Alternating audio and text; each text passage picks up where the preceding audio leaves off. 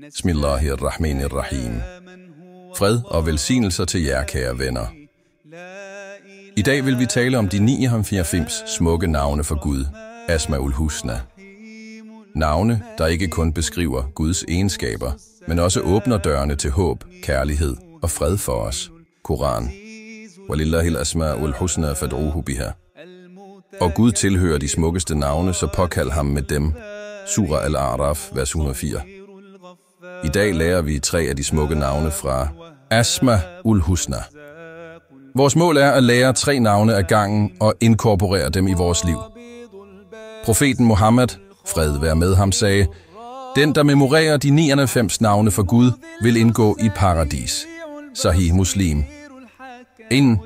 Ar-Rahman, den nåderige. Betydning: Guds uendelige nåde for alle skabninger.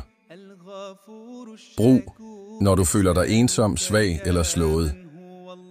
Bøn: O Ar-Rahman, o uendeligt nådige, berolig mit knuste hjerte og fyld mig med din nåde.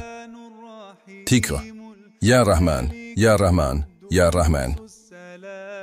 Ar-Rahman er nåden, der uophørlig når alle. Hver ånde vi tager er fra hans nåde. Koran. Ar-Rahmanu allama al-Quran. Surah Ar-Rahman. Ayat 1, 2. Den nåderige lærte Koranen. Surah Ar-Rahman. Han er den nådige, der forsørger os, selv når vi glemmer ham.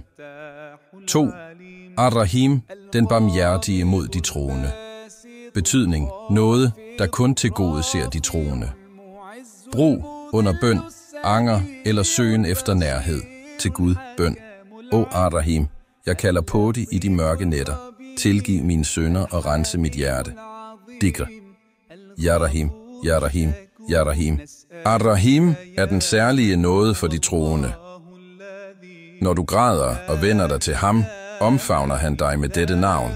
Ingen synd er større end hans barmhjertighed. 3. Al-Malik, den sande kongebetydning.